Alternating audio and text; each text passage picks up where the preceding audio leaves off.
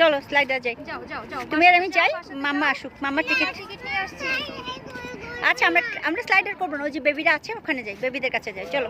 Hi baby, hi baby, চলো আমরা যাচ্ছি। Hi baby. ওই যে দেখো হেলিকপ্টারটা কোথায় গেল রে? এই হেলিকপ্টার একটু আয় তো আমাদের কাছে, আয়, চলে আয় তো তাড়াতাড়ি, জলদি জলদি করে আসো, আসো এদিকে আসো, আসবে।